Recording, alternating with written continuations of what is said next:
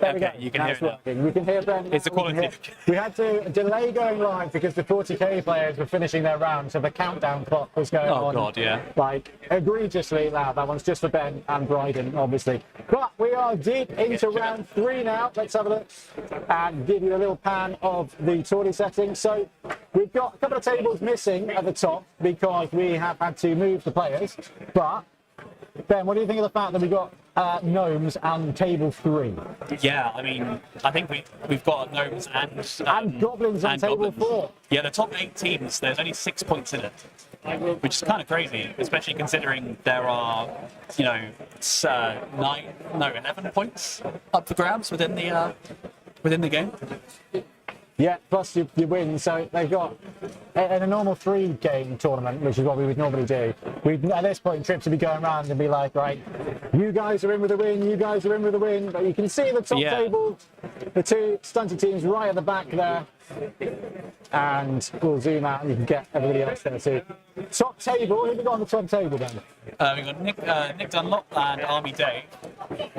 Continuing the trend of tournament organisers, you know, taking it home. But yeah, Nick is running a Dark Elf, so he's managed to stick around on table 1. I think it's down to his t-shirt. I think so. I think it's down to the t-shirt. It's got empowered by Cuddles. Absolutely. Right, let's see if we can bring up the Blood Bowl tournament page and press F11, and then we'll drop it on here. So we can have a quick look at tour play as well. So yeah, we've got round 3, we've got Army Day versus Nick Dunlop. So Norse versus Dark Elves. Now, Norse is a team that Nick runs at tournaments as well, isn't it? Yeah. So do you think that gives him a bit of an edge?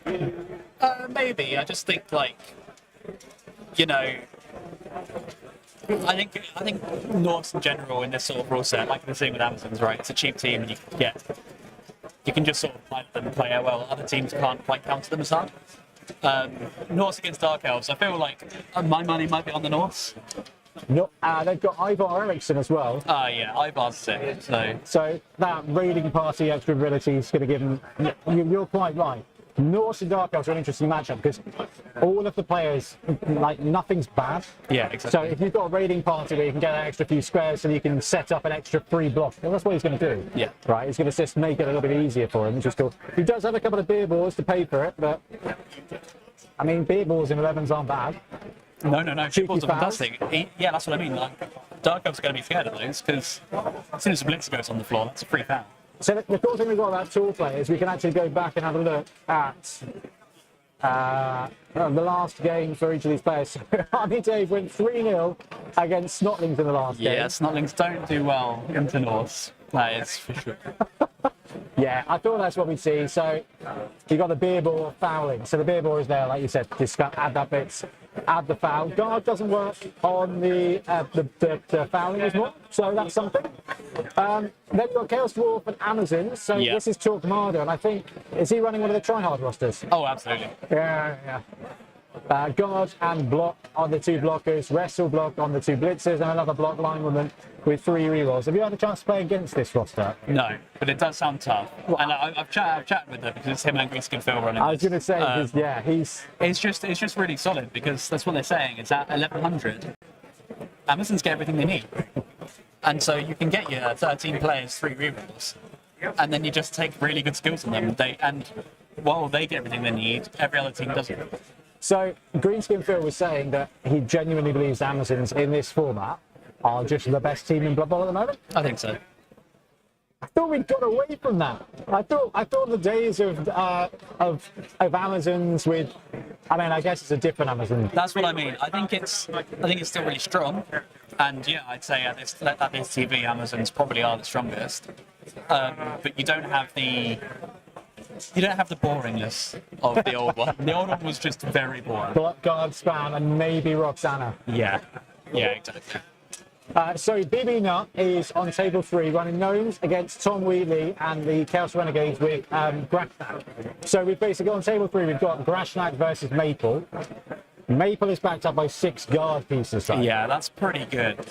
I did wonder, like, Ben's with the gnome team has been able to just pile on the pressure, 3 trees, mighty blow, all the guards, make sure you get 3 die blocks at a time.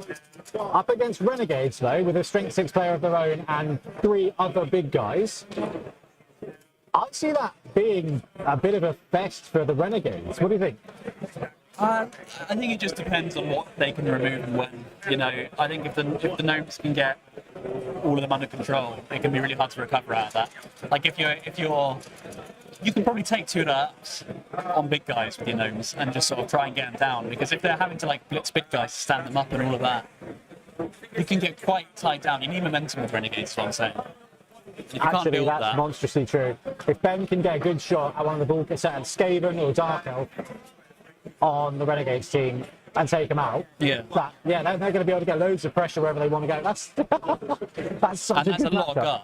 This is why I want to stream games, because that's like, I would sit and watch that, properly watch that. I think Maple could rip apart some of those big guys. Range 2 blocks. Is it once per half? Once per half. It's once per half, Yeah. but just having all those guard around, just giving you a free attack. Like a string 7 block wherever you need it. Yeah, basically. Yeah, which is just like a wizard.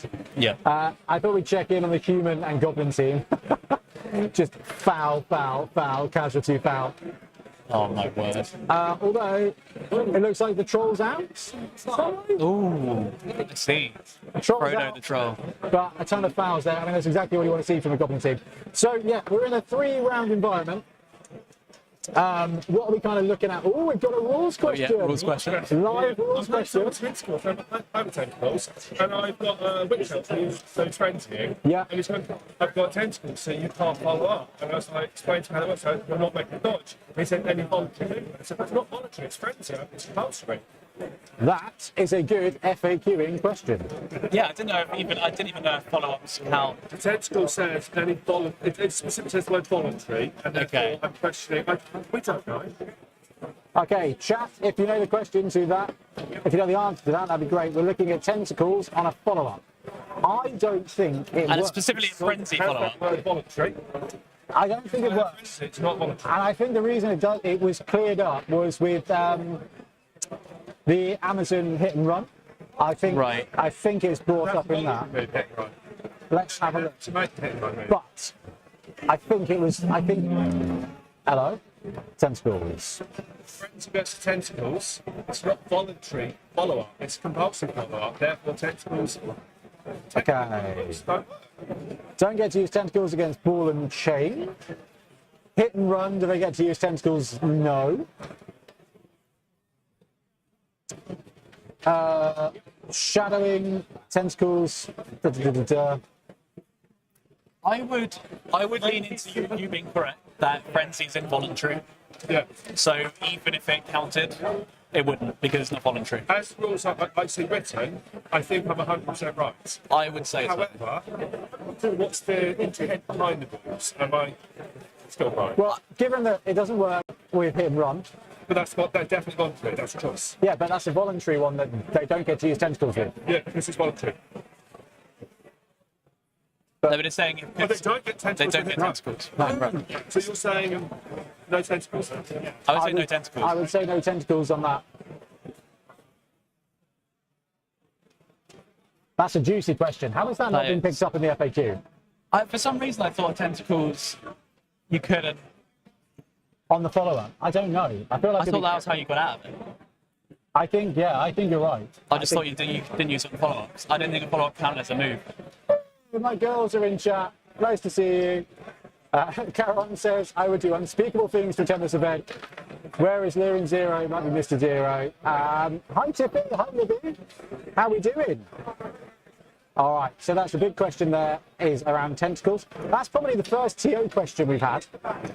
So we're unsure. It's a big TO question. I'm sure we've missed something, but where's my camera? There's my big camera. So we can bring up the big camera there and we can go with that.